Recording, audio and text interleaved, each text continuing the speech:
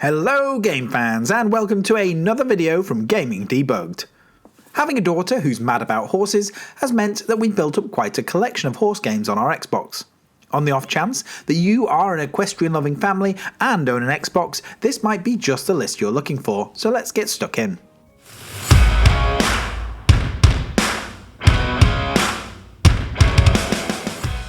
First off, we're going to look at some horse-focused games. The following are horse-focused games that have horses front and centre and focus on the horse riding.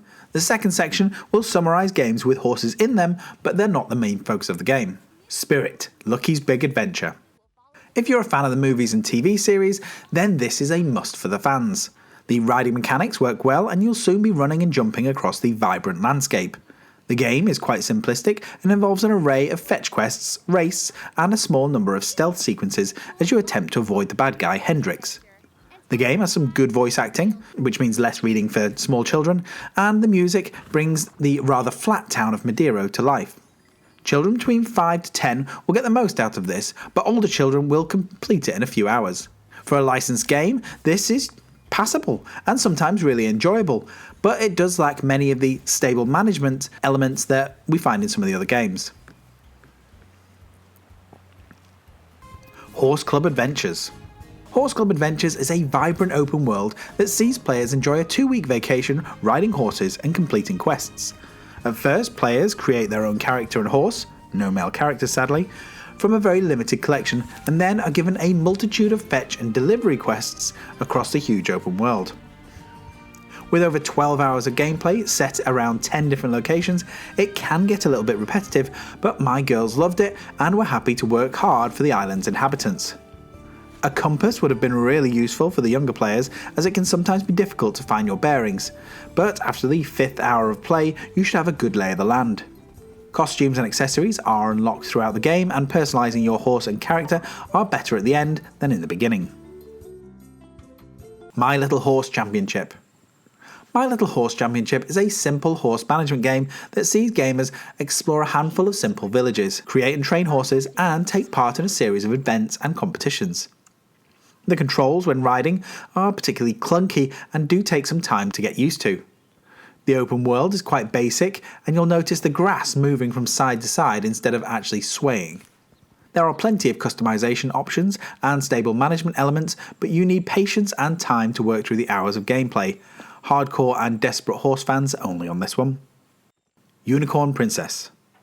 Unicorn Princess is a low-budget fetch quest game that sees young Leela, a girl with no backstory and plenty of time on her hands, run errands for a handful of people around the map.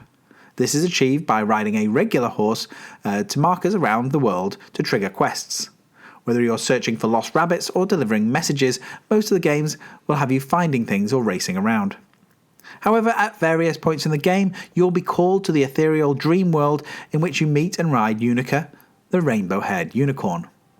The game can be completed in a couple of hours, and the overall experience is clunky by modern standards, but there are some nice, stable management aspects, allowing you to groom and care for your horses, as well as expand your stable and horse collection. If you have played My Little Horse Championship, then you will see a lot of similarities, as this appears to be the same game, but with a slightly different storyline. Phar Lap Horse Racing Challenge. Whilst there is horse racing in this one, the amount of control and direction is severely limited when you're actually in the saddle. Instead, you spend most of your time grinding for cash by racing, travelling and making upgrades. Players can customise their jockeys and horses, but the models are quite generic. The gameplay is very linear and moves at a particular pace, which may not be for many children, but if you are a fan of horse racing, it does give you insights into the background of the sport. Games with horses. So the following games have horses in them and you can ride them in the game, but they are not the main focus of the game, and there is little more that you can do with them apart from riding them from A to B. Some of these games aren't suitable for children. Minecraft. In Minecraft, you can spawn horses, ride horses, breed horses, and build them stables. There is an array of different horse skins to choose from, and players can use leashes to lead them around the map. Great fun, even if the graphics are a little blocky. Red Dead Redemption 2. In Red Dead Redemption 2, horses are vitally important and play a major part in the game. Players can break horses, improve their stats, and sell them in the plethora of stables around the map. The models are absolutely beautiful, and they all move in natural, believable ways.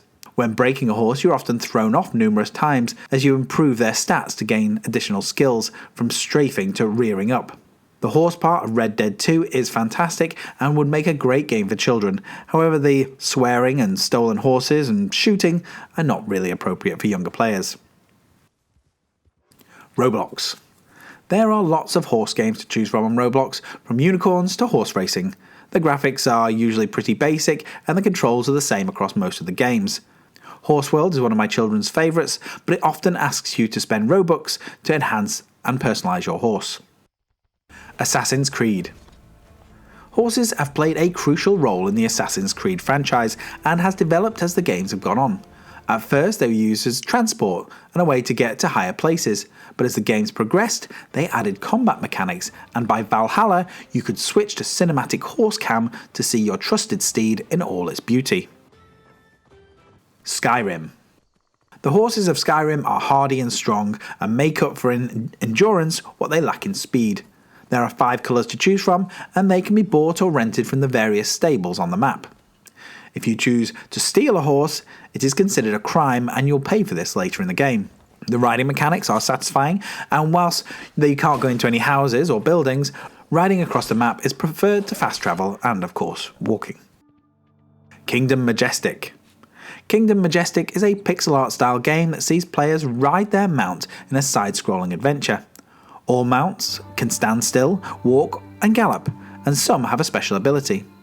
The horses play a crucial role in the game as the monarchs ride on them and travel across the land. Different horses have different abilities and can have a defensive power, an offensive power, and even an economic power where they earn you money. Darksiders. It takes a while before you can get a horse in the first Darksiders game, which is odd considering it is a game about the 4 horsemen of the apocalypse. However, in the second game, you get a horse straight away, and it is a key part of the travelling mechanics. By Darksiders 3, the horse is more than a steed, but is an actual character in its own right. Metal Gear Solid Phantom Pain. D-Horse is available at the very start of the game and can be used to traverse the huge, giant sandbox of Afghanistan. The horse is beautiful and the animations are fast and fluid. However, there is little character to it, considering they gave the dog more of a personality. So there you have it, my rundown of horse games on the Xbox, as well as games with horses on Xbox. If this has been useful, then please give it a like, subscribe to the channel, ding that bell, and I'll be back with another video very soon. Finish him!